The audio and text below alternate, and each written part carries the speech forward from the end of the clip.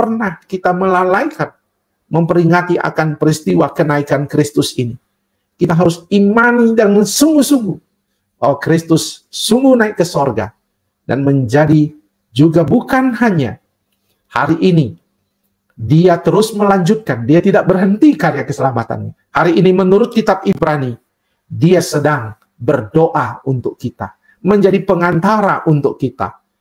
Ibrani 7 ayat 25 berkata, karena itu ia sanggup juga menyelamatkan dengan sempurna semua orang yang oleh dia datang kepada Allah, sebab ia hidup senantiasa untuk menjadi pengantara mereka. Mengapa kita penting merayakan atau memperingati hari kenaikan Tuhan ini? Mengapa? Sangat penting. Nah, bersyukur di Indonesia, kita tanggal merah, hari libur nasional, hari kenaikan Yesus. Di banyak negara yang mayoritas Kristen, ternyata hari kenaikan Yesus yang jatuh pada hari Kamis, 40 hari sesudah kenaikan, biasanya umumnya tidak ada tanggal merah. Jadi banyak orang Kristen misalnya di Amerika, waktu saya sekolah di sana, di Filipina, waktu saya sekolah di sana, ya tidak ada tanggal merah pada waktu kenaikan Tuhan Yesus. Sehingga orang sering melewatkan dan tidak merayakannya secara baik dan benar. Di gereja-gereja di Indonesia, walaupun tanggal merah, hanya seperti perayaan biasa saja, seperti kebaktian hari Minggu biasa, tidak ada kepanitiaan dan seterusnya. Sehingga seringkali hal ini diabaikan dalam memaknai akan hari kenaikan Tuhan Yesus ke sorga. Padahal, kalau kita melihat dalam Kisah Para Rasul sampai kepada pengakuan iman rasuli, kita melihat bagaimana pentingnya akan hari kenaikan Yesus ke sorga itu dirayakan pada gereja mula-mula, dan bagaimana umat Tuhan pada gereja mula setia dan merefleksikan iman mereka dalam konteks kenaikan Tuhan Yesus ke sorga. Bahkan John Owen, seorang ahli reformasi pada abad ke-17, tolong reformasi pada abad ke-17, mengingatkan bahwa kenaikan Kristus itu adalah berita sentral dalam kehidupan gereja. Nah, oleh sebab itu, saat ini saya akan mengajak Bapak Ibu Saudara untuk bersama-sama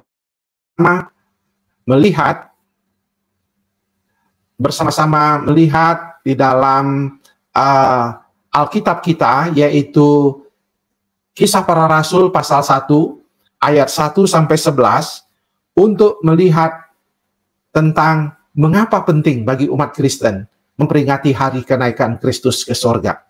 Kalau kita melihat, Bapak Ibu, para penonton Bara Digital Ministry bisa siap bersama saya melihat Kisah Para Rasul pasal 1 ayat 1 sampai ayat yang ke-11, maka kita melihat tiga hal. Mengapa kenaikan Kristus itu penting? Yang pertama adalah untuk memvalidasi seluruh karya Kristus di dunia ini. Mari kita baca satu Kisah Para Rasul pasal 1 ayat 1 sampai 3 terlebih dahulu. Dikatakan, hai Theophilus, dalam bukuku yang pertama, aku menulis tentang segala sesuatu yang dikerjakan dan diajarkan Yesus sampai pada hari ia terangkat. Sebelum itu ia telah memberi perintahnya oleh Roh Kudus kepada rasul-rasul yang dipilihnya. Kepada mereka ia menunjukkan dirinya setelah penderitaannya selesai, dan dengan banyak tanda ia membuktikan bahwa ia hidup, sebab selama 40 hari ia berulang-ulang menampakkan diri. Dari tiga ayat ini saja kita akan menemukan bahwa dalam konteks peristiwa kenaikan Yesus ke sorga, maka Injil Lukas, penulis Lukas dalam kitab Kisah Para Rasul ingin menegaskan bahwa kenaikan Kristus itu menjadi puncak karya keselamatan, puncak pernyataan keilahiannya, karena hanya Tuhan yang bisa mempertunjukkan semua ini daripada kelahirannya sampai kepada kebangkitannya dan berpuncak kepada kenaikannya. Keselamatan ini keselamatan yang lengkap adanya. Tanpa kenaikan Kristus ke sorga, kelahirannya, karyanya di dunia ini, kematiannya, kebangkitannya belum lengkap. Jadi kenaikannya memvalidasi semua karya Kristus sebelumnya. Tetapi tentu kita harus juga ingat bahwa Tanpa kematian Kristus tentunya tidak ada penebusan dosa. Tetapi tanpa kebangkitan maka iman kita sia-sia, kata Paulus. Namun kenaikannya memvalidasi semua karya keselamatan itu. Jadi kita melihat inilah paket karya keselamatan Allah yang lengkap, yang tidak bisa dipisahkan satu kepada yang lain. Justru kalau kita berhenti kepada kebangkitannya saja, maka kita tidak akan mendapat karya keselamatan itu secara sempurna. Karena ada orang-orang yang pernah mati dan bangkit. Tetapi yang bangkit dan naik ke sorga, itu hanya ada pada pribadi Kristus. Dan itu melengkapi, memvalidasi seluruh karya keselamatan Tuhan. Nah, validasi ini, menurut John Owen, seorang teolog reform abad ke-17 mengatakan, kenapa ada kenaikan Kristus? Karena itu berita fondasi sentral gereja, untuk memberikan kita pengharapan dan alasan, the reason why we live in obedience, alasan mengapa kita hidup taat.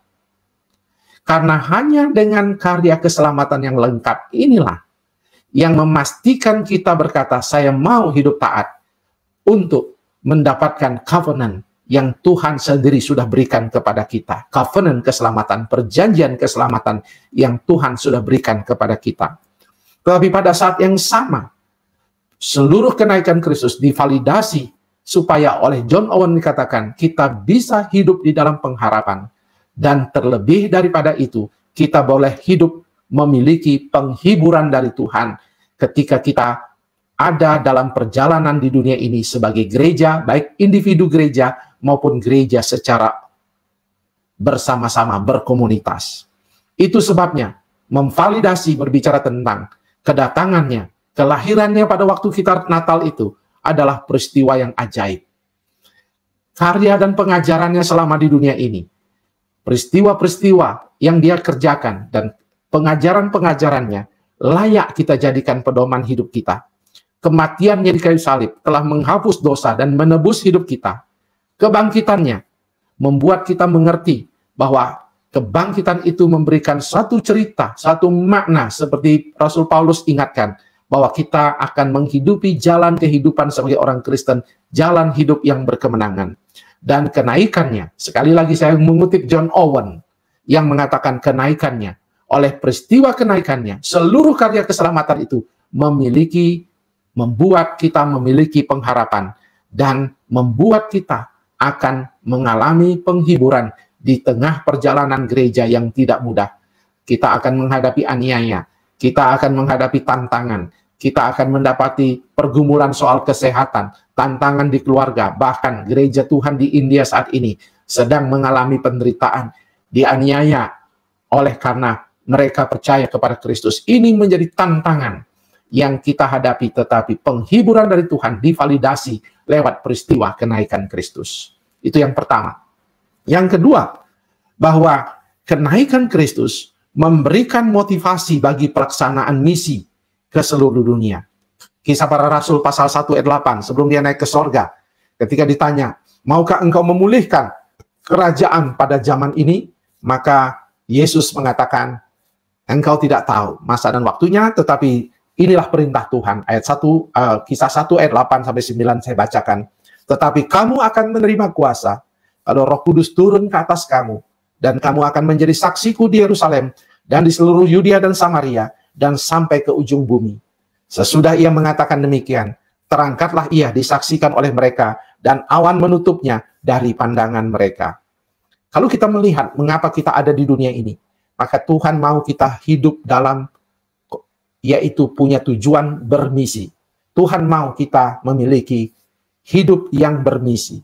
Kenaikan Yesus yang membuat otoritas misi itu diberikan kepada kita. Lalu nanti dalam peristiwa kedatangan Roh Kudus kita akan menerima kuasa supaya kita mampu melakukan misi. Ini membuktikan bahwa hidup yang bermisi, hidup yang menjadi berkat bagi sesama, bukan karena kuasa kita. Misi dengan kuasa Roh Kudus akan membuat gereja menjadi gereja yang sejati. Kalau saya ditanya, apa ciri gereja sejati? Kalau gereja itu melakukan misi. Tidak dapat ia hanya disebut gereja kalau hanya mementingkan dirinya sendiri dan kehidupan internalnya. Begitu dia keluar bermisi dan menjadi berkat bagi sesama, entah lewat kata, perbuatan secara holistik, maka ia disebut gereja yang sejati. Begitu pula dengan orang Kristen. Ketika ia hanya hidup bagi keluarganya, bagi pekerjaannya, ia belum disebut orang yang lengkap. Sampai ia berkomitmen untuk menjadi berkat bagi sesama dalam kata, perbuatan, dan seluruh kehidupannya. Ia berikan talentanya, karya hidupnya untuk menjadi berkat bagi sesama. Itulah yang disebut orang Kristen yang sejati. Dan orang Kristen yang sejati bukan hanya menerima otoritas untuk melakukan itu. Ketika ia taat pada otoritas misi itu, maka kepadanya diberikan kuasa yang menyertai dia. Roh Kudus akan bersama dengan dia, menyertai dengan kuasa penyertaan yang dari Tuhan. Ingat, di dalam kehidupan ini selalu ada kesulitan-kesulitan kehidupan, tantangan-tantangan kehidupan, pergumulan-pergumulan kehidupan. Tetapi dalam semuanya itu, Tuhan tidak mau mengajak kita melihat ke dalam. Para murid hidup dalam ketakutan, hidup dalam kesusahan, resources yang berkurang. Tetapi justru dalam segala kondisi ketika mereka melihat, menyaksikan kebangkitan Kristus, mereka sudah mengalami tantangan. Tetapi justru mereka disuruh terus keluar. Dan hanya mereka yang mau mendengarkan, menaati otoritas misi ini adalah orang-orang yang hidup dalam kuasa penyertaan Allah, yaitu kuasa Roh Kudus bersama dengan mereka. Jadi, mari motif kita hidup adalah motif bermisi. Kiranya itu menjadi makna besar tentang mengapa kita harus merayakan kenaikan Kristus ke sorga. Yang ketiga, yang terakhir, kenaikan Kristus ke sorga menjadi dasar bagi penyembahan Kristen. Menarik, Injil Lukas menulis dua kitab, Kisah Para Rasul dan Injil Lukas sendiri. Dalam Injil Lukas pasal yang terakhir, seperti sambungan dengan Kisah Para Rasul, ia menulis begini, Lukas 24 ayat 50 sampai 53. Lalu Yesus membawa mereka keluar kota sampai dekat Betania. Di situ ia mengangkat tangannya dan memberkati mereka. Dan ketika ia sedang memberkati mereka, ia berpisah dari mereka dan terangkat ke sorga. Mereka sujud menyembah kepadanya. Lalu mereka pulang ke Yerusalem dengan sangat bersukacita. Mereka senantiasa berada di dalam bait Allah dan memuliakan Allah. Menarik. Ini sebuah rangkaian narasi yang bukan hanya sebuah fakta, tetapi ini memiliki makna teologis. Bahwa kenaikan Kristus membuat para murid menyembah Tuhan, memuliakan Tuhan. Ini menjadi dasar penting bagi hidup orang Kristen. Bahwa ketika saya memperingati hari kenaikan Kristus, saya teringat tujuan hidup saya untuk menjadi penyembah-penyembah. Karena penyembahan itu bukan hanya terjadi pada waktu kita di dunia ini, tetapi penyembahan itu akan terjadi juga selama-lamanya. Sampai kekekalan ada penyembahan. Jadi, Tuhan menginginkan kita untuk memiliki perubahan orientasi dalam penyembahan. Hari ini murid diingatkan bahwa kalau kita mau menyembah, ingat akan peristiwa kenaikan Kristus ke sorga, yaitu pujian, penyembahan, memuliakan Allah untuk mengingat seluruh pengorbanan Kristus yang sudah menggenapi karyanya dalam kehidupan kita. The center gravity, kekuatan utama kita, fokus besar kita di dalam penyembahan adalah karya Allah Tritunggal itu yang berpuncak kepada pengorbanan Kristus. John Calvin, seorang tokoh reform, mengatakan begini, dalam peristiwa kenaikan Kristus, kita harus mengingat bahwa di dalam kita mengingat pengorbanan Kristus, kenaikan Kristus, dia mau kita menghadirkan Kristus dalam kehidupan sehari-hari. Jadikanlah Kristus masuk di dalam hatimu sebagai suatu nyanyian yang indah, yang akan membuat kita memiliki motif yang benar, tujuan yang benar dalam menyembah. Karena lewat penyembahan yang benar, relasi yang benar dengan Tuhan, maka consolation, penghiburan, kekuatan menyertai kita dalam seluruh kehidupan kita.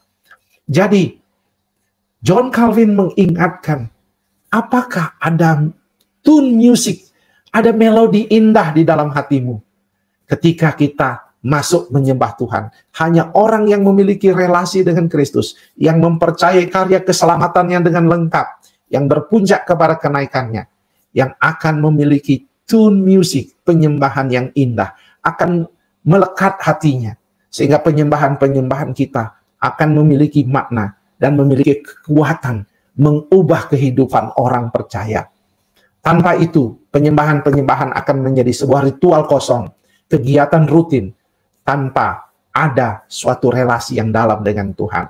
Banyak kita akan melihat bagaimana ada penyembahan yang berfokus kepada emosi, ada yang berfokus kepada suatu ritual yang rutin biasa.